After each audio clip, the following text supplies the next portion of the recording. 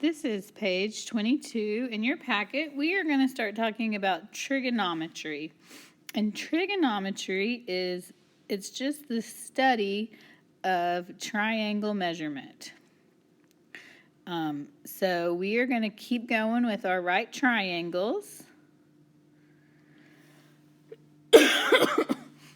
And we are going to learn to identify some parts of the triangle first. So I have this triangle right here. I colored him red. So first of all, let's talk about the hypotenuse. We know that right there is our hypotenuse. I want to talk about angle A right here for a second. When I talk about angle A, the line opposite its side is little a. So that's the opposite. And adjacent means the line that's touching. So on the side of your notes, I need you to, let's draw a triangle. Here's our right angle, and this is the angle we're talking about. Let's say A, B, C. So the hypotenuse is going to be AC. We know that right there, hypotenuse.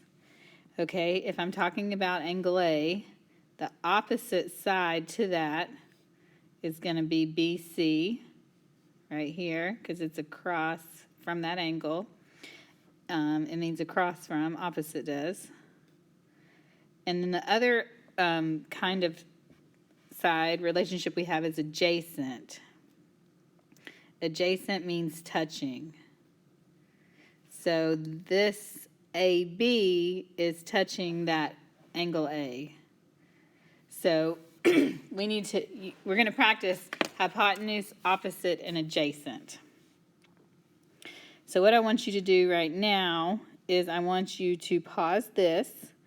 I want you to go into Delta Math, and I want you to do 7.1a. Delta Math 7.1a. When you are done with that, come back to the video and we will finish. Okay, I'm assuming that you did what I asked you to do. So now that we have gotten proficient at identifying opposite, adjacents, and hypotenuses, sorry, we are going to talk about sine, cosine, and tangent. So remember that we're trying to figure out the measurements of triangles. We're going to use something called sine. The sine is the opposite over the hypotenuse. It's a ratio. So if I'm talking about the sine of A, the opposite is little a. The hypotenuse is C. We know that that's always the hypotenuse because it's across from the right angle. If I'm talking about the sine of B, B's opposite is little b over the hypotenuse, which is C. When I am talking about cosine, I am referring to adjacent over hypotenuse. So back to that angle A, that purple angle, the adjacent side would be B over the hypotenuse side, which is C. If I'm talking about the B cosine, the red, the adjacent is A, hypotenuse is C. And then if I'm doing tangent, it's going to be opposite, adjacent. So the tangent of A, opposite is little a, adjacent is B. If I'm talking about angle B, opposite is little b, adjacent is A. So when we are doing trigonometry, we use a acronym to remember this, and we call it SOHCAHTOA. SOHCAHTOA.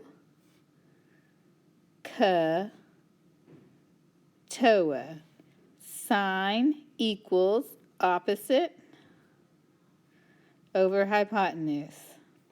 Cosine equals adjacent over hypotenuse. And tangent equals opposite over adjacent. So I have a triangle, 12, 5, and 13. Those are the lengths of the sides. The hypotenuse of this triangle is 13 because it's across from the right angle. It will always be the hypotenuse. It doesn't matter what angle I'm looking at. So I want to look at the sine of angle A. So I'm going to mark angle A. Sine stands for opposite over hypotenuse. The opposite of angle A is 5, and the hypotenuse we've already decided is 13. Now I want to find the cosine of A. Cosine is adjacent. Well, 12 is the adjacent side, and hypotenuse is 13. To find the tangent, to find the tangent, it's going to be opposite, which is 5, over adjacent, which is 12.